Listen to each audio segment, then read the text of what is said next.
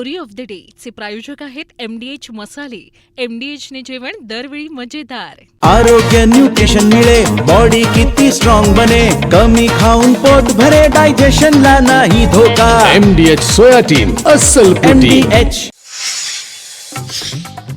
राजकारणासह सर्वच क्षेत्रातील वजन कमी झालंय. येणारा काळ आपलाच असल्यानं फिट राहण्यासाठी जिमवर भर. माजी मंत्री धनंजय मुंडेंची मिश्किल टिप्पणी.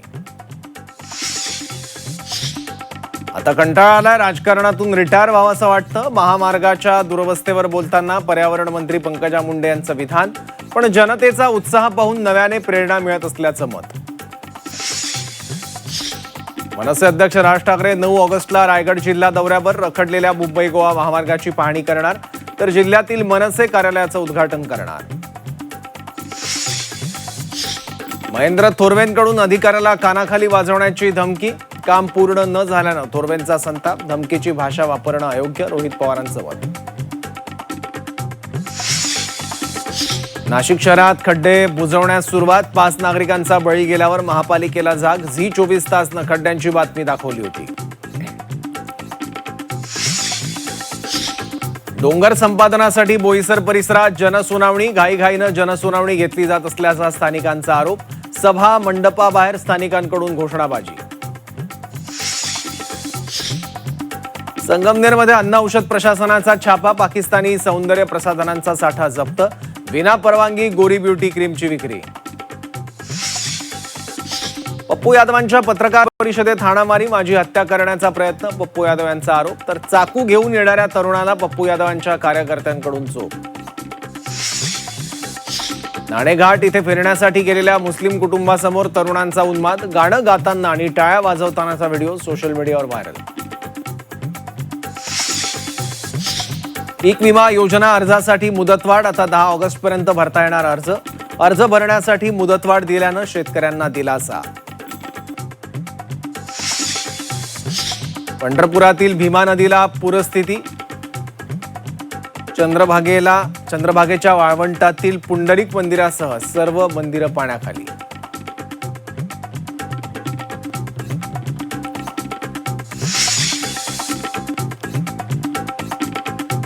शिवसेना पक्ष आणि चिन्ह नेमकं कुणाचं याचा निर्णय आता सुप्रीम कोर्ट घेणार आहे. पण या निर्णयाआधीच उद्धव ठाकरेंनी धनुष्यबाण चिन्ह आपल्यालाच मिळेल असा विश्वास व्यक्त केला. पक्ष चिन्ह आपल्याला नाही मिळालं तर गोठलं जाईल असं म्हणत ठाकरेंनी निकालाआधी शिंदेंच्या सेनेला लक्ष्य केलं. त्यामुळे ठाकरेंच्या या दाव्यामुळे पुन्हा एकदा शिवसेना पक्ष आणि चिन्हावरून राजकारण तापल्याचं पाहायला मिळतंय.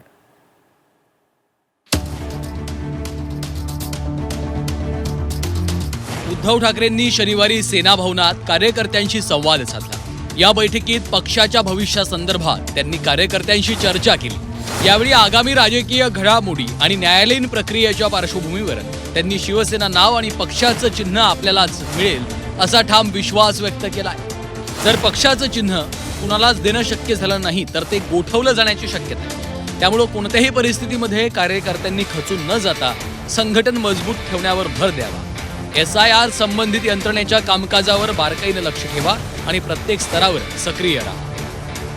उद्धव ठाकरेंनी बैठकीत कार्यकर्त्यांशी बोलताना शिवसेनेचं पक्षचिन्ह धनुष्यबाण आपल्यालाच मिळणार नाहीतर गोठवलं जाईल असा दावा केला. ठाकरेंच्या या दाव्यावर सत्ताधारी शिवसेनेनं टीका केली. उद्धव ठाकरेंचा आत्मविश्वास ढासळल्याचं वक्तव्य शिवसेनेचे नेते संजय शिरसाट यांनी केलं. तर उदय सामंतांनी ठाकरे कार्यकर्त्यांना धीर देण्यासाठी अशा प्रकारची वक्तव्य करतात असा टोला लगावला. आता इलेक्शनला कामाला लागा इथपर्यंत ठीक आहे, परंतु चिन्ह हे आम्हालाच मिळेल. कारण की आम्ही ज्या मजबूतीने आमची बाजू मांडतोय त्या बाजू ही अत्यंत उद्धव साहेबांना सुद्धा माहिती की ही मजबूत आहे. म्हणून एकीकडे आम्हाला मिळेल असं सांगायचं, दुसरीकडे नाही मिळालं तर कामाला लागा सांगायचं. याचा त्यांचा आत्मविश्वास हा आता ढासळलेला आहे. युबीटीचे पक्षप्रमुख कार्यकर्त्यांना ताकद देण्यासाठी, त्यांचा मॉरल वाढवण्यासाठी दर 2 महिन्यांनी असं काही बोलत असतात. त्याच्याकडे लक्ष देण्याची काही आवश्यकता नाही. सुप्रीम कोर्टामध्ये ही शिवसेना आणि युबीटीची केस सुरू आहे. आमचे देखील वकील आहेत, आमच्या वकिलांना देखील आर्ग्युमेंट केलेलं आहे.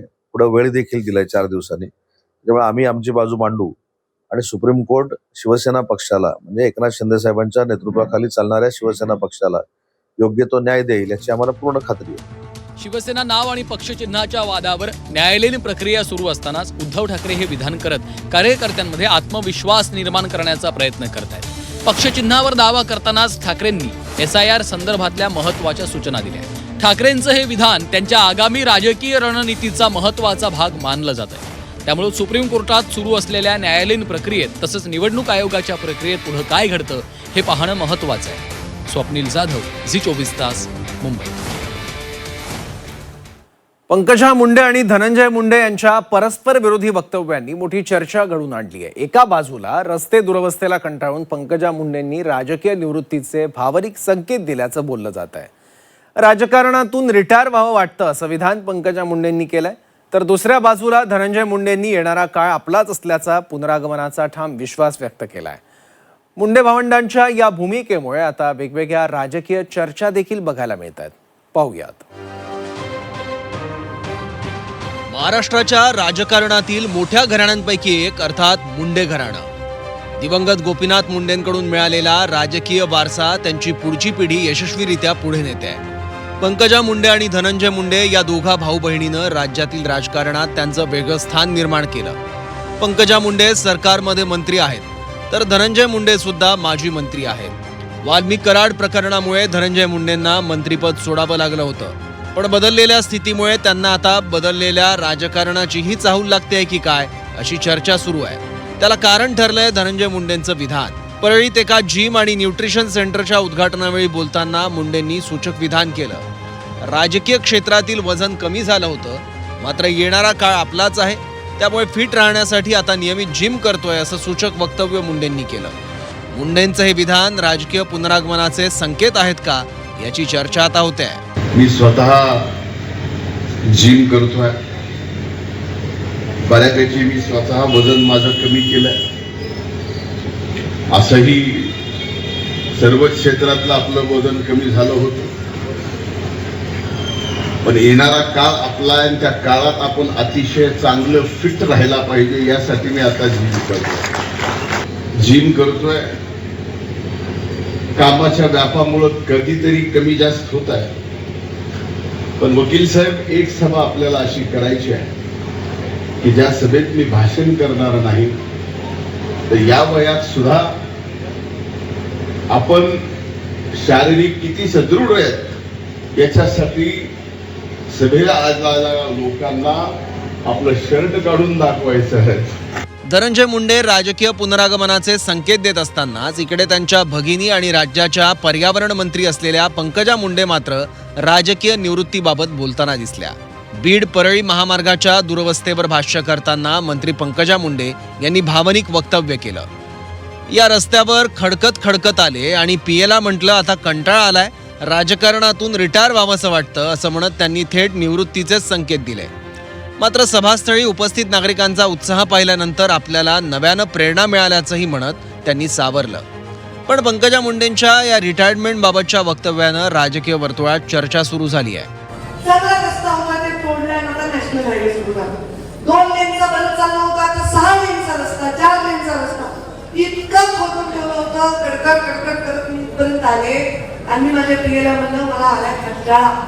वयाच्या 24व्या वर्षीपासून आता मी 47 पूर्ण झाले, 48 लागलो, म्हणजे 24 वर्ष झाले याच रस्त्यामुळे जवळपास 20 माणसं, ते सगळं कसं बदलायचं, मला तर कंटाळा आलाय, रिटायर व्हावं असं मी म्हणले. पण या कार्यक्रमात जेव्हा मी आले आणि तुम्हाला सगळ्यांचा उत्साह बघितला, दांड्यावरच्या गरीब घरामधल्या या चमकणाऱ्या डोळ्यांना मी जेव्हा बघितलं, तेव्हा वाटलं आपलं काम अजून संपलं नाही. राष्ट्रवादीतील बदलत्या परिस्थितीमुळे धनंजय मुंडेंना मंत्रिपदाची अपेक्षा आहे, त्यामुळेच ते सातत्यानं सकारात्मक विधानं करताना दिसत आहेत. दुसरीकडे पंकजा मुंडेंनी मात्र थेट रिटायरमेंट बाबत विधान केल्यानं आश्चर्य व्यक्त केलं जात आहे. त्यामुळे मुंडे बहीण भावांची विधानं पाहता येत्या काळात काय बदल होतो याकडे सगळ्यांचं लक्ष लागलंय. महेंद्र मुधोळकर, झी24 तास, बीड. वनमंत्री गणेश नाईक आणि उपमुख्यमंत्री एकनाथ शिंदे यांच्यातील वाद पुन्हा पेटलेला आहे. एकनाथ शिंदे यांच्या क्लस्टर योजनेविरोधात गणेश नाईकांनी तीव्र नाराजी व्यक्त केली. यावरून पुन्हा एकदा भाजप विरुद्ध शिवसेना संघर्ष उभा राहण्याची शक्यता आहे. पाहूयात. महायुतीत एकत्र असूनही गणेश नाईक विरुद्ध एकनाथ शिंदे हा वाद राजकारणासाठी नवा नाही. आजवर अनेकदा दोन्ही नेत्यांमधील बेबनाव उघडपणे जाहीर झालाय. शिंदेंवर टीका करण्याची एकही संधी गणेश नाईक सोडत नाहीत. आता पुन्हा एकदा गणेश नाईकांनी नाव न घेता एकनाथ शिंदेंवर हल्लाबोल केलाय. नवी मुंबईच्या सर्व इमारतींचा FSI नव्या UDCPR नुसार वाढला तर नवी मुंबईत जगण्यासारखं काही राहणार नाही अशी भीती व्यक्त केली आहे. इतकंच नाही तर माझ्या नादाला लागलात तर त्याला त्याची जागा दाखवणार असा इशाराही नाईकांनी शिंदेंना दिलाय. हा युनिफाईड डिसार कुठल्या शाण्याने आणला असा प्रश्न विचारला त्या ठिकाणी. तुम्ही बघा संध्याकाळी 5 वाजल्यापासून ठाणे वेलापूर रस्ता जाम होतो का नाही होत? नंतर संध्याकाळी 7 वाजता वाशीमध्ये ट्रॅफिक नीट राहते का? हे जर हाल जर आता आहे तर नवी मुंबईच्या सगळ्या बिल्डिंगचा FSI जर तेवढा वाढला तर नवी मुंबईमध्ये जगण्यासारखं काही राहणार नाही. गणेश नाईकच्या नादाला लागला ना त्याला त्याची जागा नीट ठेवू देणार नाही हा इशारा आहे. यावरून शिवसेनेनं गणेश नाईक यांना प्रत्युत्तर दिलंय. गणेश नाईक कायम बडबड करत असतात तर एकनाथ शिंदे सक्षम आहेत अशी प्रतिक्रिया मंत्री संजय शिरसाट यांनी दिली आहे. गणेश नाईक दरवेळेला काहीतरी बडबड करत असतो. ना त्यांना पक्षामध्ये वजन आहे ना त्यांना कोणी विचारतही नाही. एकनाथ शिंदे साहेबांनी त्यांच्या जिल्ह्यामध्ये काय करावं या बाबतीमध्ये ते सक्षम आहेत आणि त्यांचं आणि देवेंद्र फडणवीसांचं सख्य सगळ्याला माहिती आहे. म्हणून इतरांनी काय कॉमेंट्स केल्या त्याच्याकडे आम्ही लक्ष सुद्धा देतो. दरम्यान ही भाषा नाईकांना शोभत नाही. उलट एकनाथ शिंदे नाईकांपेक्षा वरचढ आहेत असा पलटवार शिवसेनेकडून करण्यात आलाय. तर आम्ही त्यांच्या पोकळ धमक्यांना अजिबात घाबरत नाही. त्यांना रोखता येत असेल तर त्यांनी रोखून दाखवावं अशी प्रतिक्रिया जिल्हाध्यक्ष किशोर पाटकर यांनी दिली. मला वाटतं गणेश नाईक हे या राज्यातील एक ज्येष्ठ आणि श्रेष्ठ मंत्री आहेत. त्यांना खूप अनुभव आहे. त्यांनी एकनाथ शिंदेजी यांना इशारा देण्याचा प्रयत्न करू नये. ते त्यांना शोभत नाही आणि एकनाथ शिंदे हे त्यांच्यापेक्षा ताकदभर वरचढ आहेत हे सुद्धा त्यांनी लक्षात ठेवलं पाहिजे. मी याला दाखवून देईन मी त्याला दाखवून देईन जागा यापेक्षा स्वतःचीच जागा भारतीय जनता पार्टीमध्ये कशी भक्कम करता येईल याच्यासाठी प्रयत्न केला गणेश नाईक यांनी तर ते जास्त चांगलं राहील. गोरगरीब माथाड्यांची घरं बनत आहेत आणि त्याचं क्रेडिट त्यांना मिळत नाही. ते क्रेडिट शिवसेनेला चाललंय म्हणून त्यांचा तो जळफळाट आहे आणि त्यांच्या असल्या पोकळ धमक्यांना आम्ही अजिबात भीत घालत नाही. शिंदे साहेब तर विचारही करत नाही, एक शब्दही बोलत नाहीत. त्यांना पाहिजे तर त्यांनी रोखून दाखवावं. आणि दुसरी गोष्ट ते वन खात्याचे मंत्री आहेत, त्यांनी नगर विकास खात्याच्या विषयी बोलूच नाही.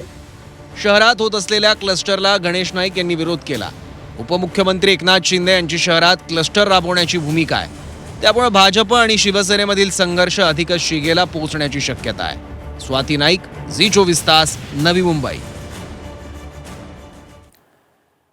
कल्याण पूर्वमध्ये पक्षप्रवेशाच्या राजकारणावरून महायुतीतील 2 घटक पक्ष आमने सामने आले आहेत. भाजपच्या काही पदाधिकाऱ्यांनी आणि कार्यकर्त्यांनी शिवसेनेत प्रवेश केल्यावर भाजपनं शिवसेनेवर टीका केली होती. मात्र आता त्या टीकेला शिवसेनेनेही पक्षप्रवेशाच्या माध्यमातून जोरदार प्रत्युत्तर दिलंय. त्यानंतर दोन्ही पक्षांमध्ये शाब्दिक युद्ध रंगलंय. पण हा वाद इतका टोकाला गेलाय की भाजपनं महापालिकेतील युतीतून बाहेर पडण्याचाच इशारा दिलाय. बघूयात. कल्याणमध्ये भाजप सेनेकडून मित्र पक्षातच फोडाफोडी.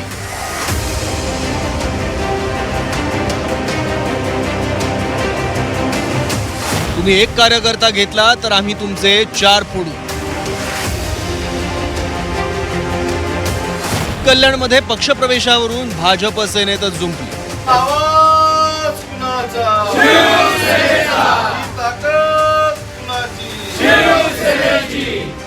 कल्याणमध्ये आता भाजप आणि शिवसेनेत पक्षप्रवेशावरून वाद पेटला. झालं असं की काही दिवसांपूर्वी शिवसेनेच्या पदाधिकारी आणि कार्यकर्त्यांनी आमदार सुलभा गायकवाडांच्या उपस्थितीत भाजप प्रवेश केला. त्यानंतर मग शिवसेना आमदार राजेश मोरेंच्या उपस्थितीत भाजपच्या पदाधिकाऱ्यांना शिवसेनेत प्रवेश देण्यात आला. आता पक्षप्रवेशाला पक्षप्रवेशानंच उत्तर दिल्यानं दोन्ही पक्षात आरोप प्रत्यारोप सुरू झाले. यातूनच स्थानिक पातळीवर शाब्दिक चकमक देखील उडताना दिसते. महापालिका निवडणुका सुरू असताना असेच पक्षप्रवेश बघायला मिळाले होते. दोन्ही पक्षांकडून एकमेकांचे पदाधिकारी कार्यकर्ते फोडले जात होते. निवडणुकाच्या तोंडावर तणाव वाढला होता. शेवटी फडणवीस आणि शिंदेंच्या मध्यस्थीनंच हा वाद मिटला आणि मित्रपक्षातल्या कोणालाही पक्षात प्रवेश द्यायचा नाही असं ठरलं. पण त्यानंतर आता पुन्हा एकदा फोडाफोडीला सुरुवात झाली. युतीमध्ये काही अलिखित करार असतो. तो करार होता आमचा की बाबा शिवसेनेच्या कार्यकर्ते पदाधिकारी हे भाजपाने घ्यायचे नाही आणि भाजपाचे कार्यकर्ते पदाधिकारी हे शिवसेनेने घ्यायचे नाही, असा एक अलिखित करार होता. तो करार आता काल पाहिलं आपण की लांडगे साहेब असतील किंवा आमदार मोरे साहेब असतील यांनी तोडलेलं आहे. हे यांना सांगूनही त्यांनी परत केलेलं आहे. याची सगळ्या गोष्टी आम्ही आमच्या वरिष्ठांपर्यंत पोहोचवलेल्या आहेत आणि त्यांनी हे असं करून आम्हाला एक संधी दिलेली आहे. तुम्ही आमचे एक घ्याल, आम्ही तुमचे 4 घेणार. आता का तिळपापड झालाय, तुम्ही चुका करायच्या आणि आम्ही त्या मुकाट्याने सहन करायचा, असं लिखित किंवा अलिखित करार झाला होता का? गेल्या वेळेस आमचा कल्याण पूर्वेचा उपशहर प्रमुख तुमच्या भाजपाच्या पदाधिकाऱ्यांनी आमदारांनी त्याचा प्रवेश करून घेतला. त्यांनी आमचे 10 कार्यकर्ते घेतले, आम्ही 10चे 100 कार्यकर्ते घेतले. सुरुवात तुम्ही केली, त्यामुळे आम्हाला हे सगळं करावं लागलं. शिवसेनेने भाजप पदाधिकाऱ्यांचा केलेला पक्षप्रवेश भाजपला इतका जिव्हारी लागलाय की त्यांनी थेट पाठीत खंजीर खुपसल्याचा आरोप केला. तसंच शिवसेनेला मनसेसोबत सत्ता स्थापन करता येत असेल तर आम्ही विरोधी बाकावर सुद्धा बसायला तयार असल्याचं भाजप जिल्हाध्यक्ष नंदकुमार परबांनी म्हटलंय. आमच्या कल्याण पूर्वेतल्या शिवसेनेच्या पदाधिकाऱ्यांना भाजपाच्या तुमच्या वरिष्ठ नेत्यांकडून किती त्रास होतो ह्याची कधी आपण चाचपणी केली का? त्याची पण थोडी माहिती घ्या. भाजपाच्या पदाधिकाऱ्यांना तर त्रास आहे, पण आमच्या शिवसेनेच्या पदाधिकाऱ्यांना सुद्धा त्रास आहे. या सगळ्या गोष्टी आज बोलण्यासारखं खूप काही आहे, पण तुम्हाला एवढंच सांगेल की सुरुवात तुम्ही केलेली आहे आणि त्याचा एंड आमच्याकडनं होतोय. त्यामुळे कल्याण पूर्वेमध्ये अनेक पदाधिकारी शिवसेनेमध्ये शिवसेनेच्या कार्यशैलीला पाहून प्रवेश करतायत. खासदार श्रीकांत शिंदे साहेबांचं कार्य पाहून प्रवेश करतायत. युतीमध्ये पाठीत खंजीर खुपसण्याचं काम केलेलं आहे आणि ह्या सगळ्या ज्या गोष्टी आहेत ह्या आम्ही वरिष्ठांपर्यंत पोहोचवलेल्या आहेत. त्यांनी जे केलेलं आहे हे कृत्य अगदी युतीला घातक आहे. जर त्यांना असं वाटत असेल की ते जर शिवसेना आणि मनसे मिळून महापौर बसू शकत असतील, आम्ही एकदम आनंदाने आम्ही विरोधी पक्षनेता म्हणून आम्ही बसायला तयार आहोत महानगरपालिकेत. राज्यात आणि कल्याण महापालिकेत भाजप शिवसेना हे दोन्ही पक्ष सत्तेत एकत्र आहेत. पण महापालिका निवडणुकीत थांबलेले पक्षप्रवेश आता पुन्हा सुरू झाल्यानं मित्रपक्षातच वादाची ठिणगी पडली आहे. त्यामुळे आता एकमेकांना उत्तर म्हणून आणखी पक्षप्रवेश होतात की वरिष्ठांच्या हस्तक्षेपानं हा वाद इथेच थांबतो हे बघावं लागेल. ब्युरो रिपोर्ट, झी 24 तास, कल्याण. रायगडच्या पालकमंत्री पदावरून काहीसे नाराज असलेले शिवसेनेचे मंत्री भरत गोगावले आता मंत्रिपदच सोडणार की काय अशी चर्चा आहे. त्याचं कारण ठरलंय गोगावलेंचं एक विधान. भरत गोगावले नेमकं असं काय बोलले आणि त्यावरून कसं राजकारण सुरू झालंय, त्याचे काय अर्थ निघतात पाहूयात.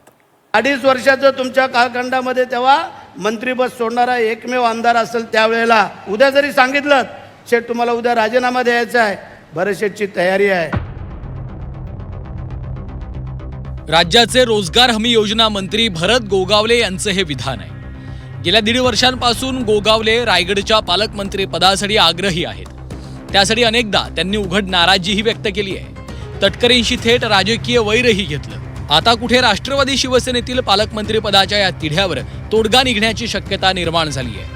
पण पालकमंत्री पदाची चर्चा सुरू असतानाच गोगावलेंचं थेट मंत्रिपद सोडण्याची तयारी असल्याचं विधान समोर आलं. आदेश आले तर मंत्रिपद सोडायला तयार असल्याचं विधान गोगावलेंनी केलं. गोगावलेंच्या या विधानानं नवीन चर्चा सुरू झाल्या. 2.5 वर्षाचं तुमच्या कालखंडामध्ये तेव्हा मंत्रिपद सोडणारा एकमेव आमदार असेल त्यावेळेला मंत्रिपद दिलं होतं का नाही विचारा. परंतु या गोरगरीब जनतेचा सेवक म्हणून आम्ही काम करतोय. जोपर्यंत तुम्ही मंत्रिपद द्याल तोपर्यंत आम्ही काम करू. ज्यावेळेला सांगाल उद्या जरी सांगितलं शेठ तुम्हाला उद्या राजीनामा द्यायचा आहे, भरत शेठची तयारी आहे.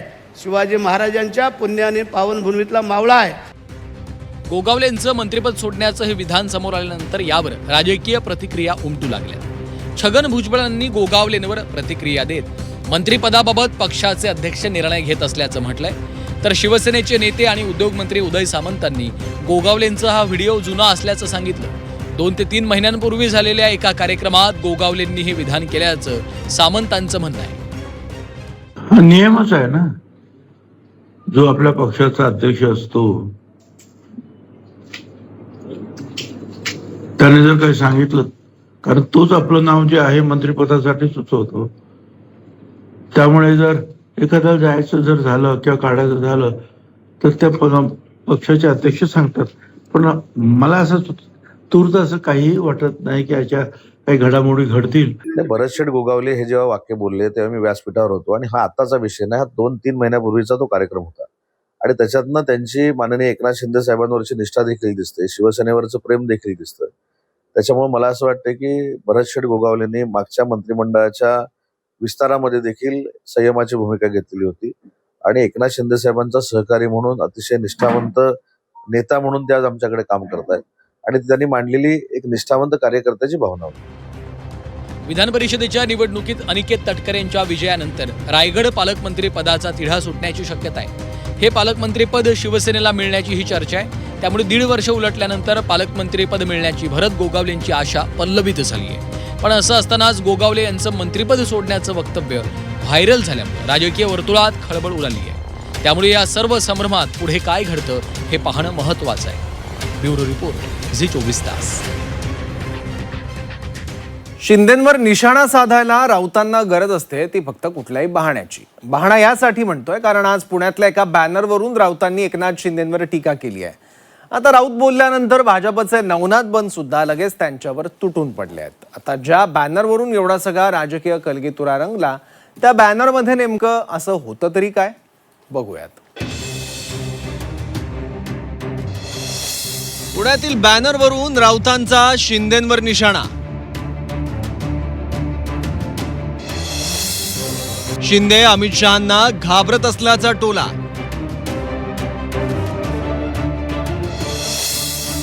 भाजप नेत्यांचा संजय राऊतांवर पलटवार. काल अमित शहांचा पुणे दौरा होता. यात शहांच्या स्वागतासाठी एकनाथ शिंदेंकडून काही ठिकाणी बॅनर लावण्यात आले होते. पुण्यातल्या संगमवाडी ब्रिजमधील स्वागताच्या याच बॅनरवरून ठाकरेंचे खासदार संजय राऊतांनी शिंदेंवर निशाणा साधला. बॅनरवर बाळासाहेबांचा आणि आनंद दिघेंचा फोटोच नसल्याचा दावा संजय राऊतांनी केला. यानंतर नवनाथ बन यांनी सुद्धा सुनील राऊतांच्या बॅनरवरून उद्धव आणि आदित्य ठाकरेंचा फोटो गायब असल्याचं म्हटलंय. एवढ्यावरून राऊत आणि भाजपमध्ये कलगीतुरा रंगलाय. त्याच्या बोर्डावर आपण स्वतःला अमित शहाच्या कृपेनं दिलेल्या शिवसेनेचा प्रमुख मानता ना, त्या फलकावर स्वागताच्या बाळासाहेब ठाकरेंचा फोटो नाही. स्वतःचे जे गुरु आहेत आनंद दिघे त्यांचा फोटो नाही. का भीती वाटते? मालकांनी सांगितलंय ना बाळासाहेब ठाकरेंचा फोटो लावायचा नाही म्हणून. ते दिसलं ना काल पुण्यामधल्या कुठल्याही होर्डिंगवर एकनाथ शिंदे यांच्या पक्षाच्या बाळासाहेब ठाकरेंचा फोटो नाही आणि त्यांचे गुरु म्हणून जे मिरवतात दिघे साहेब म्हणून त्यांचाही फोटो नाही. ते ढोंगी लोक आहेत, डरपोक लोक आहेत, अमित शहाला घाबरतात. पुण्यातील स्वागताच्या होर्डिंगवर कुणाचे फोटो आहेत आणि कुणाचे फोटो नाहीत हे शोधण्यापेक्षा भांडूपमध्ये तुम्ही तुमच्या भावाला खासदार करण्यासाठी जे होर्डिंग लावलेत, संजय राऊत त्याच्यावर कुणाकुणाचे फोटो आहेत, तुम्ही त्यातनं आदित्य ठाकरेंना वगळलंय, तुम्ही त्यातनं उद्धवजी ठाकरेंना वगळलंय, तुम्ही बाळासाहेब ठाकरेंचे फोटो तर घरात देखील लावत नाहीत. तुम्ही आता तुमच्या घरामध्ये राहुल गांधींचे आणि सोनिया गांधींचे फोटो लावताय हे महाराष्ट्राने बघितलंय. त्यामुळं आधी आपल्या घरात वंदनीय हिंदू हृदय सम्राट बाळासाहेब ठाकरे यांचे फोटो लावा. राहुल गांधी आणि सोनिया गांधींचे फोटो आपल्या घरामध्ये लावू नका. आणि अमितभाई शहा घाबरणाऱ्यापैकी नाहीयेत. ते रात्रीच्या काळोखात नाही तर भर दिवसा येऊन अजित डोभालजी यांना पुरस्कार दिला. भाजपने राऊतांवर यावरून प्रहार केल्यावर सोशल मीडियावर सुद्धा राऊत मोठ्या प्रमाणात ट्रोल झाले. कारण शिंदेंच्या बॅनरवर डाव्या कोपऱ्यात बाळासाहेब आणि आनंद दिघे अशा दोघांचेही फोटो आहेत. मग राऊतांना हे न दिसायला काय झालं असा प्रश्न विचारत राऊतांवर टीका केली गेली. राऊतांनी ट्विट करत यावर पलटवार केलाय. राऊतांनी म्हटलं, अंधभक्त सांगतायत की बाळासाहेब आणि आनंद दिघे यांचा फोटो होर्डिंगवर आहे. होय आहे, कोपऱ्यात, अपमानास्पद स्थितीत, कुणाच्याही लक्षात येऊ नये अशा ठिकाणी. अमित शहा शिवसेना प्रमुख बाळासाहेब ठाकरे यांच्यापेक्षा मोठे कधी झाले असं म्हणत राऊतांनी विरोधकांवर टीका केली. यानंतर भाजप आमदार देवेंद्र कोठेंनी टीका करत संजय राऊत हे शोलेमधील आसराणी असल्याचं म्हटलंय. स्वतःची ग्रामपंचायत, स्वतःच महानगरपालिकेतलं नगरसेवकाला त्यांना स्वतःला निवडून आणता येत नाही, स्वतःचं कर्तृत्व दाखवता येत नाही, कुठल्याही प्रकारची निवडणूक जनतेतनं निवडून जिंकता येत नाही, अशा व्यक्तींनी रोज उठून मोदीजींवरती, अमित शहा साहेबांवरती आणि मुख्यमंत्र्यांवरती बोलणं हे कुठेतरी लोकांना पचनी पडणारं नाहीये. शोले चित्रपटातील आसरानीप्रमाणे राजकारणातील आसरानी म्हणजे संजय राऊत आहेत. राऊतांना भाजप आणि शिंदेंवर टीका करायला प्रत्येक वेळी काही ना काही कारण लागतं. पण बॅनरवर बाळासाहेब आणि दिघेंचे फोटो असून सुद्धा राऊतांनी फोटो नसल्याचा आरोप केल्यानं यावेळेस राऊतांना विरोधकांसोबतच सोशल मीडिया ट्रोलिंगचाही सामना करावा लागला. अर्थात बहाणा हा बॅनरचा होता, पण निशाणा शिंदेंवर होता. पण एवढं सगळं होऊन सुद्धा शिंदेंच्या पक्षाकडून यावर कोणीच कसं बोललं नाही, हा सुद्धा प्रश्न विचारला जातोय. ब्युरो रिपोर्ट, झी24 तास. शरद पवार यांनी त्यांच्या राष्ट्रवादी पक्षात मोठे बदल केले आहेत. राष्ट्रवादी काँग्रेस शरदचंद्र पवार पक्षाच्या युवक आणि विद्यार्थी आघाडीत नवीन नियुक्त्या जाहीर करण्यात आल्या आहेत. पक्ष बांधणीला गती देण्यासाठी शहर आणि ग्रामीण अशी विभागणी सुद्धा पवारांच्या राष्ट्रवादीनं केली आहे. राष्ट्रवादी काँग्रेस शरदचंद्र पवार पक्षात रविवारी मोठे फेरबदल करण्यात आले. युवकचे प्रदेशाध्यक्ष महबूब शेख आणि राष्ट्रवादी विद्यार्थी काँग्रेसचे प्रदेशाध्यक्ष सुनील गव्हाणे यांचा कार्यकाळ संपल्यानं त्यांच्या जागी नवीन चेहऱ्यांना संधी देण्यात आली आहे. विद्यार्थी आघाडीच्या प्रदेशाध्यक्षपदी सुशील बेर्डे यांची नियुक्ती करण्यात आली. पक्षाचे प्रदेशाध्यक्ष शशिकांत शिंदे आणि पक्षाच्या राष्ट्रीय कार्याध्यक्षा सुप्रिया सुळे यांच्या उपस्थितीत या नियुक्त्या करण्यात आल्या. आपल्या सर्वांना माहिती आहे, आदरणीय पवार साहेबांच्या राष्ट्रवादी काँग्रेस पार्टीमध्ये काही फेरबदल करण्यात आलेले आहेत. नुकतीच विद्यार्थी राष्ट्रवादी काँग्रेसच्या अध्यक्षपदी विशाल बेर्डे आणि शहर अध्यक्षपदी राज्याच्या वाकडकर यांची नियुक्ती करण्यात आलेली आहे आणि पक्ष अत्यंत जोमाने काम करण्यासाठी ह्या नियुक्त्या होत असतात. यासोबतच पक्षानं युवक आघाडीत सुद्धा मोठा बदल केला. युवक अध्यक्षपदाची विभागणी करून एक शहरी आणि एक ग्रामीण प्रदेशाध्यक्ष देण्याचा निर्णय घेण्यात आलाय. युवकच्या शहरी प्रदेशाध्यक्षपदी विशाल वाकडकर यांची निवड झाली. यापूर्वीही पवारांच्या राष्ट्रवादीनं महाराष्ट्र युवती अध्यक्षपद देताना असाच फॉर्म्युला वापरला होता. त्यातही शहर आणि ग्रामीणसाठी स्वतंत्र अध्यक्ष नेमण्यात आले. मनाली भिलारे यांची शहर युवती प्रदेशाध्यक्ष म्हणून तर अमृता काळदाते यांची ग्रामीण युवती प्रदेशाध्यक्षा म्हणून नियुक्ती करण्यात आली होती. आपल्याला माहिती आहे, गेल्या वर्षी ऑक्टोबरमध्ये राष्ट्रवादी युवती काँग्रेसच्या अध्यक्षपदी ग्रामीणला अमृता काळदाते व शहरला मनाली भिल्लारे अशी नियुक्ती करण्यात आली होती. आता प्रदेश अध्यक्षपदी विद्यार्थ्यांचा शहरी चेहरा आणि ग्रामीण चेहरा असं आपण 2 विभाग नियुक्त केलेले आहेत आणि ह्या ज्या नियुक्त्या झालेल्या आहेत विशालची आणि वाकडकर यांची, या दोघांना मी मनापासून शुभेच्छा देते. शरद पवार यांनी पक्ष संघटनेत तरुणांना पुढे करत शहर ग्रामीण असा नवा फॉर्म्युला लागू केलाय. या नवीन टीमकडून पक्षाला बूथ लेव्हलपर्यंत बळकटी मिळण्याची अपेक्षा आहे. त्यामुळे पक्षात अनेकांना नवीन जबाबदारी दिल्यानंतर पक्ष कशा पद्धतीने काम करेल हे पाहणं महत्त्वाचं असेल. सीमा आढे, झी24 तास, मुंबई. रस्त्यांची दुरवस्था आणि खड्ड्यांमुळे 5 नाशिककरांनी जीव गमावल्यानंतर अखेर नाशिक महापालिका प्रशासनाला जाग आली आहे. सध्या शहरभर खड्डे बुजवण्याच्या कामांना वेग आलाय. झी24 तासनं पाठपुरावा केल्यानंतर कुंभमेळा मंत्री गिरीश महाजन यांनी अधिकाऱ्यांना खडसावलं आणि आता प्रशासन ॲक्शन मोडमध्ये आलंय. 5 बळी गेल्यानंतर महापालिकेला जाग.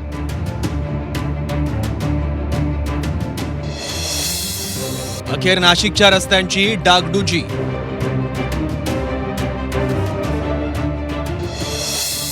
रस्त्यांवरचे खड्डे बुजवायला सुरुवात.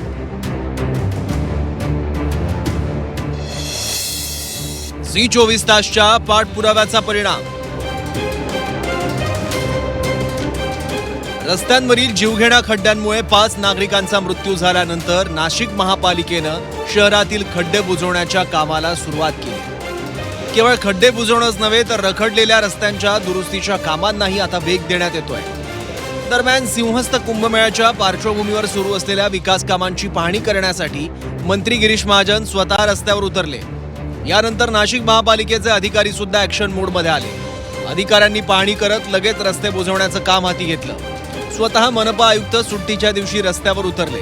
शहरभर फिरत रस्त्याच्या कामाची पाहणी केली. येत्या 8 दिवसात संपूर्ण शहरात पडलेल्या रस्त्यांचे खड्डे बुजवले जातील असं आश्वासन देण्यात आलं. अगोदर हा रस्ता 7 मीटरचा होता. 7 मीटरमध्ये आता आपला PQC DLC झाला आहे. PQC आपल्याला करायचे. ह्या बाजूला रस्ताच नव्हता म्हणून आता आपण हे टाकतोय. तसा हा कॉन्ट्रॅक्टरचा शेवटी त्यांना जे रस्ता आहे ते डागडुजी करून खड्डे बुजवायचे आहे. ते खड्ड्याच्या विषयाने कारण की रस्ताच नव्हता, परंतु लोकांची अडचण होती म्हणून आपण त्यांच्याकडून एक्स्ट्रा काम करून घेतोय. त्यांच्यावर फाईन लावला आहे. आता हा आपला कॉन्क्रीटचं काम सुरू होत आहे. मागच्या 1 महिन्यात खूप पाऊस होती तर पाणी साचत होता. ठिकाणी चिखल पण झालेला आहे, काही ठिकाणी वाहने त्यामुळे सेटल होत आहेत, गाड्या स्लिप होत आहेत. पण आता त्याची दक्षतासुद्धा सध्या आम्हीच घेतो आहे. MNGLच्या बाबत मान्य मंत्री महोदयांनी त्यांना कालच फटकारलेले आहे. त्यामुळे ते काम करतील अशी अपेक्षा बोलतो. त्यांनाही केलं तर शेवटी आम्ही करणारच आहोत. आणि त्या व्यतिरिक्त आम्ही जेवढे पण वार्ड आहेत नाशिक महानगरपालिका प्रत्येक वार्डासाठी मेंटेनन्ससाठी स्वतंत्र मक्तेदार नियुक्त केला आहेत. आपल्याला मंत्री महोदयांनी 8 दिवसाचं टार्गेट दिले. त्या 8 दिवसात आपल्याला मॅक्झिमम खड्डे बुजवायचे आहेत. गिरीश महाजन यांनी MNGLच्या कामकाजावर तीव्र नाराजी व्यक्त केली आहे. वारंवार बैठकीसाठी बोलावून सुद्धा अधिकारी उपस्थित राहत नसल्याची तक्रार केली. आता महाजनांनी सोमवारी MNGL अधिकाऱ्यांची विशेष बैठक बोलवली आहे. शहरात अनेक ठिकाणी रस्ते खोदून तसेच सोडल्यामुळे नागरिकांना मोठा त्रास सहन करावा लागत असल्याचं महाजनांनी स्पष्ट केलं. खड्ड्यांमुळे मृत्यू झालेल्या 5 नागरिकांच्या कुटुंबियांची भेट घेऊन त्यांचं सांत्वन केल्याचंही त्यांनी सांगितलं.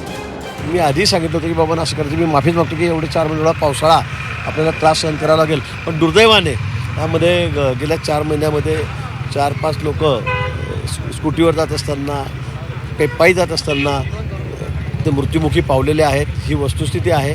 पण नाशिकला पुढचे 30-40 वर्ष कुठे कुठल्या रस्त्याला खड्डा पडणार नाही अशी परिस्थिती आपल्याला या ठिकाणी तयार करायची आहे. विशेष म्हणजे झी 24 तासनं आठवडाभरापूर्वी या परिसरातील खड्ड्यांचा प्रश्न लावून धरला होता. त्यानंतर आता प्रत्यक्षात खड्डे बुजवण्याचं काम सुरू झाल्यानं स्थानिक नागरिक आणि नगरसेवकांनी झी 24 तासचे आभार मानले आहेत. मात्र तात्पुरती मलमपट्टी न करता दर्जेदार आणि कायमस्वरूपी रस्ते तयार करण्याची मागणी नागरिकांनी केली आहे.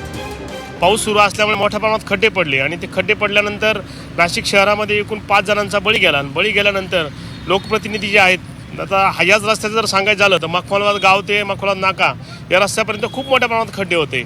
इथले स्थानिक नगरसेवक प्रमोद भाऊ पालवे यांनी उपोषणाचा या ठिकाणी इशारा दिला, आवाज उठवला आणि जनतेने सुद्धा त्याबाबत आवाज उठवला. आणि हे करत असताना आपल्या झी 24 तास या चॅनलने याबाबतची बातमी प्रसिद्ध केली आणि त्यामुळे प्रशासनाला जाग आल्यामुळे आज प्रत्यक्षात स्वतः आयुक्त मॅडम या ठिकाणी उपस्थित झाल्या आणि त्यांनी प्रत्यक्ष पाहणी करून आजच्या ह्या कामकाजाला सुरुवात झाली.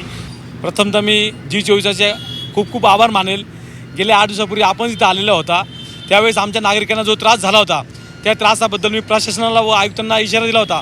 मी आमरण उपोषण करेल, परंतु प्रशासनाला लेट करण्याची जाग आलेली आहे व प्रशासनाने आता हे खड्डे बुजवणे व रस्त्याचे त्वरित काम चालू केलेलं आहे. खड्ड्यांमुळे गेलेले 5 जीव पुन्हा परत येणार नाहीत. मात्र यानंतर तरी प्रशासन कायमस्वरूपी आणि दर्जेदार रस्ते उभारतं का याकडे नाशिककरांचं लक्ष लागलंय. सागर गायकवाड, झी 24 तास, नाशिक. अँटिलिया स्फोटकं आणि मनसुख हिरेन हत्या प्रकरणात मुंबईतल्या विशेष NIA कोर्टानं आरोप निश्चित केले आहेत. बडतर्फ पोलीस अधिकारी सचिन वाझे आणि माजी एन्काउंटर स्पेशलिस्ट प्रदीप शर्मा यांच्यासह एकूण 10 आरोपींविरोधात अखेर 5 वर्षानंतर आरोप निश्चित केले. आरोप निश्चिती झाल्यामुळे या हाय प्रोफाईल प्रकरणाच्या प्रत्यक्ष सुनावणीचा आणि खटल्याचा मार्ग अखेर मोकळा झालाय. पाहूयात. अँटिलिया स्फोटकं आणि मनसुख हिरेन हत्या प्रकरणात NIA कडनं आरोप निश्चिती करण्यात आली आहे. बडतर्फ पोलीस अधिकारी सचिन वाझे आणि माजी एन्काउंटर स्पेशलिस्ट प्रदीप शर्मासह एकूण 10 आरोपींविरोधात अखेर 5 वर्षानंतर आरोप निश्चित झाले. मुंबईतल्या विशेष NIA न्यायालयाने हा मोठा निर्णय दिला आहे. आरोप निश्चिती झाल्यामुळे या हाय प्रोफाईल प्रकरणाच्या प्रत्यक्ष सुनावणीचा आणि खटल्याचा मार्ग अखेर मोकळा झाला. सर्व आरोपींविरुद्ध बेकायदेशीर कृत्य प्रतिबंधक कायदा आणि भारतीय दंड संहितेच्या विविध गंभीर कलमांखाली खटला चालवला जाणार आहे. 25 फेब्रुवारी 2021 रोजी अँटिलिया निवासस्थानाबाहेर बेवारस SUV स्कॉर्पिओ गाडी आढळली होती. या गाडीत जिलेटिनच्या 20 कांड्या आणि धमकीचं पत्र सापडलं होतं. गाडी ठाण्यातील कार इंटेरियरचा व्यवसाय करणाऱ्या मनसुख हिरेन यांच्याशी संबंधित होती. मनसुख हिरेन यांनी गाडी चोरीला गेल्याची तक्रारही केली होती. 5 मार्च 2021ला मनसुख हिरेन बेपत्ता झाले आणि त्यांचा मृतदेह मुंब्र्याजवळच्या खाडीत सापडला. हिरेन यांची हत्या सचिन वाझे आणि त्याच्या सहकाऱ्यांनीच केल्याचा गंभीर आरोप हिरेन यांच्या कुटुंबियांनी केला होता. काही दिवसांनंतर या प्रकरणात वाझेला अटक करण्यात आली. सुरुवातीला या प्रकरणाचा तपास महाराष्ट्र ATS कडे होता. मात्र घटनेचं गांभीर्य लक्षात घेऊन केंद्रीय गृह मंत्रालयानं हा तपास राष्ट्रीय तपास यंत्रणेकडे सोपवला. तपासादरम्यान NIAनं कारवाई करत सचिन वाझे, प्रदीप शर्मासह इतर आरोपींना अटक केली आहे. सचिन वाझे माजी एन्काउंटर स्पेशालिस्ट आणि मुख्य सूत्रधार म्हणून अटक. प्रदीप शर्मा माजी एन्काउंटर स्पेशालिस्ट. इतर आरोपी विनायक शिंदे, नरेश गोर, रियाझुद्दीन काझी यांच्यासह एकूण 10 जणांना अटक. NIAकडनं आरोप निश्चिती झाल्यानंतर भाजपचे मुख्य प्रवक्ते नवनाथ बन यांनी ठाकरेंच्या शिवसेनेवर टीका केली आहे. वाझे काय लादेन आहे का म्हणणाऱ्यांनी आता आरोपपत्रावर उत्तर द्यावं अशी मागणी बन यांनी केली आहे. अँटिलिया प्रकरणात सचिन वाझेसह इतर आरोपींच्या विरोधामध्ये आरोपपत्र दाखल करण्यात आलंय. संजय राऊत, उद्धवजी ठाकरे मुख्यमंत्री असताना वाझे काय लादेन आहे का म्हणून ज्यांची पाठराखण करत होता त्या सचिन वाझे विरोधात आता आरोपपत्र दाखल होत आहे. ज्या पद्धतीनं महाविकास आघाडी सरकारच्या काळामध्ये 100 कोटी रुपयाच्या वसुलीचं प्रकरण गाजलं, तुम्ही मुंबईतल्या सगळ्यात मोठ्या उद्योगपतीच्या घराबाहेर देखील बॉम्ब प्लांट केला होता, हे पुन्हा एकदा सिद्ध झालंय.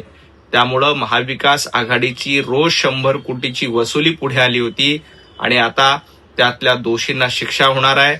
परंतु वाझे काय लादेन आहे का म्हणून ज्यांची पाठराखण करत होते ते उद्धवजी ठाकरे यावर बोलणार आहेत का? संजय राऊतांना आज पत्रकार परिषदेमध्ये या संदर्भात प्रश्न विचारला तर संजय राऊतांनी पळ काढला, हे देखील महाराष्ट्राने बघितलंय. गेल्या 5 वर्षांपासून या प्रकरणामध्ये डिस्चार्ज अर्ज आणि विविध याचिकांमुळे आरोप निश्चितीची प्रक्रिया प्रलंबित होती. मात्र आता NIA न्यायालयानं आरोपींवर अधिकृतपणे UAPA आणि हत्येशी संबंधित कलमांखाली दोषारोप निश्चित केले. त्यामुळे साक्षीदारांची साक्ष नोंदवण्याची प्रक्रिया सुरू होऊन खटल्याची सुनावणी वेगाने पार पडणार आहे. ब्युरो रिपोर्ट, झी24 तास. 1,000 रुपयांच्या आमिषापोटी बँक खातं उघडून दिलं तर तुमचं आयुष्यभराचं नुकसान होऊ शकतं. कारण तुमच्या नावावर उघडलेल्या खात्याचा वापर सायबर गुन्हेगार कोट्यवधी रुपयांच्या फसवणुकीसाठी करतायत. परभणीत अशाच प्रकारातून तब्बल 7 कोटी रुपयांचे संशयास्पद व्यवहार उघडकीला आले आहेत. तर हिंगोलीत सुद्धा दुसऱ्याला बँक खातं वापरायला दिल्याप्रकरणी गुन्हा दाखल झालाय. त्यामुळे काही पैशांच्या मोहापायी आपलं बँक खातं दुसऱ्याच्या ताब्यात देणं किती धोकादायक ठरू शकतं पाहूयात. तुम्ही फक्त बँक खातं उघडा, खूप पैसे मिळतील असं आमिष दाखवलं गेलं. पैसे मिळतात म्हटल्यावर सामान्य नागरिकांनी धडाधड खाती उघडली. मात्र आता त्याच खातेदारांवर गुन्हा दाखल झालाय. त्यामुळे त्यांच्या पायाखालची वाळूच सरकली आहे. कारण जी खाती उघडली त्यांचा वापर कुणासाठी आणि कशासाठी होणार याची कल्पनाही खातेदारांना नव्हती. या खात्यांमधून कोट्यवधी रुपयांचे आर्थिक व्यवहार केले गेले. परभणीमध्ये तब्बल 7 कोटी रुपयांच्या व्यवहाराचा धक्कादायक प्रकार समोर आला. तसाच प्रकार हिंगोलीत सुद्धा घडला. पैशांच्या आमिषाला बळी पडून स्वतःचं बँक खातं दुसऱ्याला वापरायला दिलेल्या व्यक्तींविरोधात पोलिसांनी गुन्हा दाखल केला. या खात्याचा वापर करून 1 लाख रुपयांची ऑनलाईन फसवणूक केल्याचं सुद्धा तपासात उघड झालंय. त्यामुळे आपलं बँक खातं कुणालाही वापरायला देऊ नका असं आवाहन पोलीस करतायत. या बँक खात्यामध्ये जवळपास 1 लाख रुपयाचे काहीतरी सस्पिशियस ट्रान्झॅक्शन आहेत. तर तिची चौकशी केल्यानंतर निष्पन्न झालं की त्या संबंधित व्यक्तीने तो अकाउंट होता तो काही आमिषापोटी, काही पैशाच्या आमिषापोटी दुसऱ्याला चालवायला दिला होता आणि त्या अकाउंटमध्ये सायबर गुन्ह्यासंदर्भातली जी काही रक्कम होती ती वळवण्यात आली होती आणि नंतर ती विड्रॉ करण्यात आली. या अनुषंगाने आम्ही हिंगोली शहर पोलीस स्टेशनमध्ये 28 तारखेला गुन्हा दाखल केलेला आहे. तर आमचं असं आव्हान राहील की कोणीही अशा प्रकारचे अकाउंट कोणाला इतर व्यक्तीला वापरायला देऊ नये. असं जर केलं असेल आपण तर आपल्यावर सायबर गुन्हा दाखल करण्यात येईल. सायबर गुन्हेगारांकडून आता थेट सामान्य नागरिकांच्या बँक खात्याचा गैरवापर केला जातोय.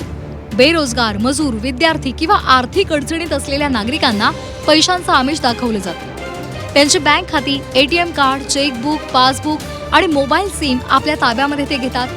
खात्यांचा वापर ऑनलाईन फसवणूक, आर्थिक गैरव्यवहार आणि इतर आर्थिक गुन्ह्यांसाठी केला जातो. काही हजार रुपयांच्या मोहापायी केलेली ही चूक पुढे तुरुंगाची हवा खायला लावू शकते. कारण व्यवहार तुमच्या खात्यातून झाला तर संशयाची सुई सर्वप्रथम तुमच्याकडेच वळते.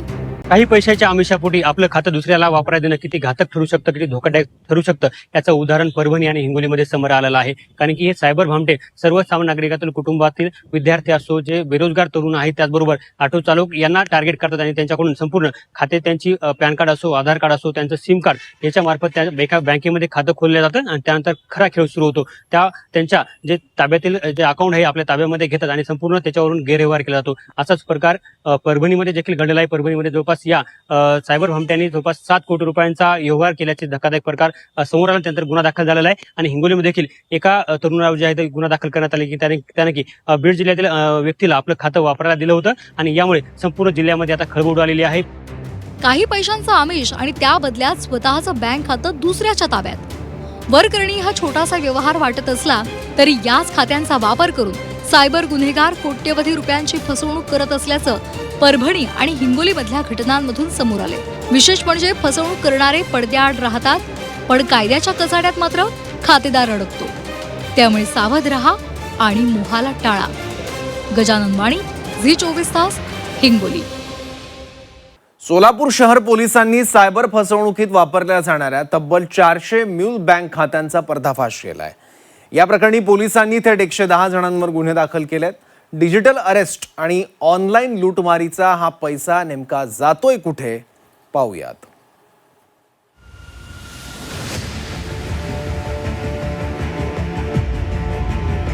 डिजिटल इंडियाच्या काळात सायबर लुटारूंनी आता थेट सर्वसामान्यांच्या बँक खात्यालाच आपला अड्डा बनवलाय. सोलापूर शहर पोलिसांनी सायबर फसवणुकीत वापरल्या जाणाऱ्या बँक खात्यांवर एक मोठा सर्जिकल स्ट्राईक केलाय.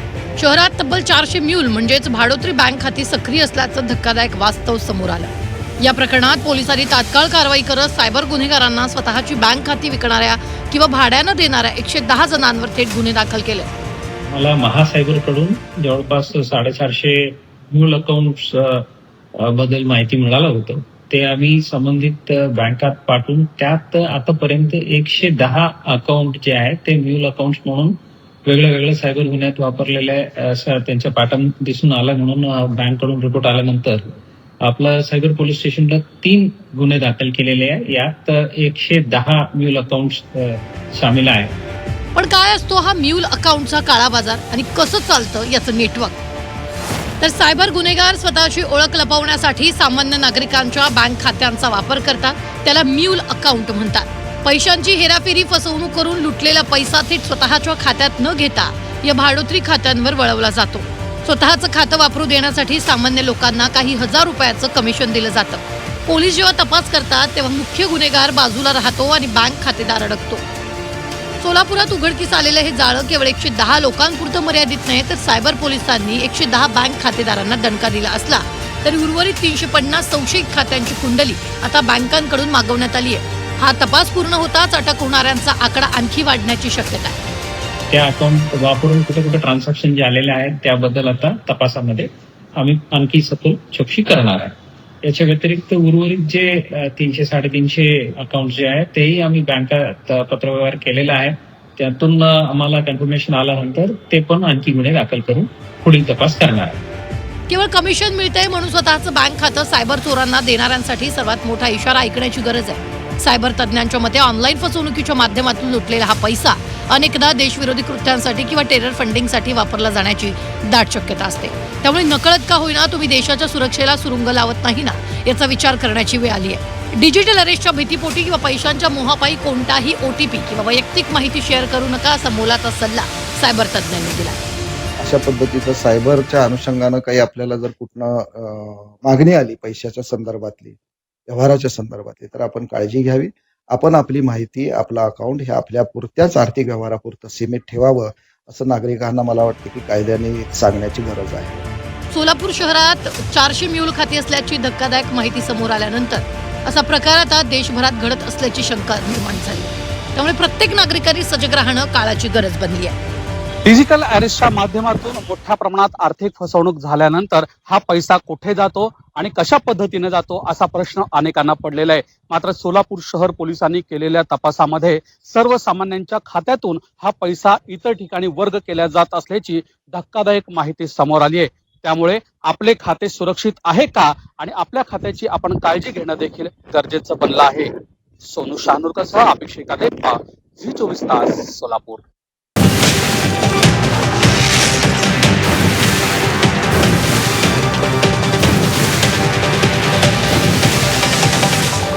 स्टोरी ऑफ द डे चे प्रायोजक आहेत MDH मसाले. MDH ने जेवण दरवेळी मजेदार. आरोग्य न्यूट्रिशन मिळे बॉडी किती स्ट्रॉंग बने कमी खाऊन पोट भरे डायजेशनला नाही धोका. MDH सोया टीम अस्सल प्रोटीन. MDH